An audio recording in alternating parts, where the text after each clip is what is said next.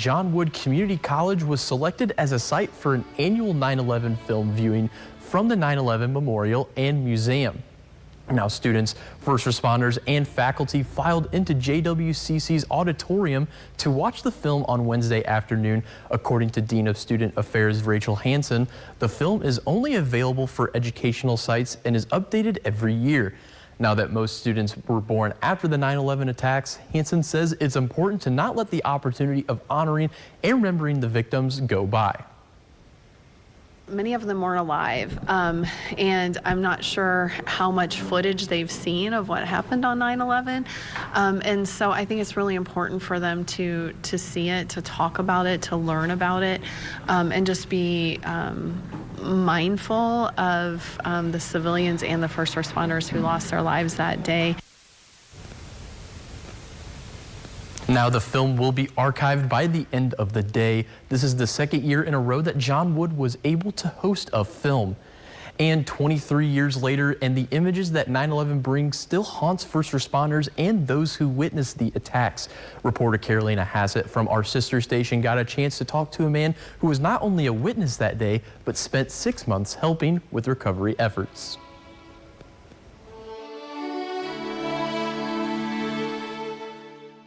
Looked at this lady and I said, yeah. I says, did you find your loved one? And she looked at me and she shook her head. She said, no, we never found my daughter.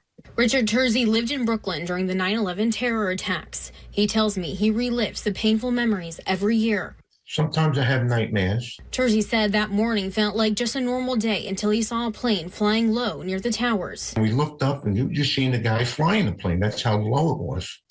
And the plane was just going like from side to side, across the Hudson River, and then bang into the other tower. Tury worked at a warehouse nearby and was asked to help first responders with the cleanup and recovery efforts. He spent 20 hours a day going through rubble, taking what needed to be burned to the sanitation facility, including seeing victims who were killed in the attacks. You went into that room, it was all metal tables with different kind of body parts on it.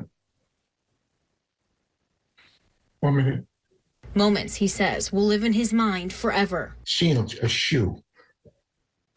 And like I was coming out of one of the piles, and I walked over and I pulled this thing out. It was a bottom part of a little girl. Tury says his family got him through that painful time. And while it was the first time in a long time the state of New York came together, he'll never forget the aftermath. It's still have hate in my heart and sadness.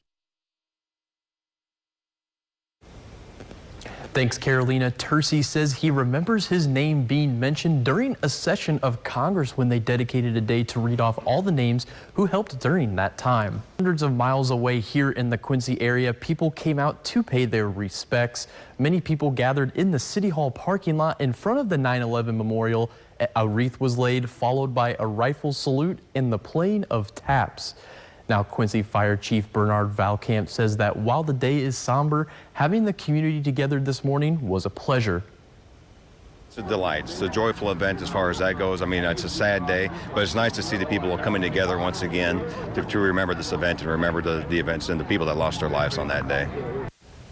Now, the 9/11 Memorial features a piece from the top of the World Trade Center that was designed and built by Harris Corporation in Quincy. This ceremony was organized by American Legion Post 37 and the Quincy Fire Department. After the ceremony, members of the Legion and a group of volunteers went to the National Cemetery to clean up the grounds and headstones.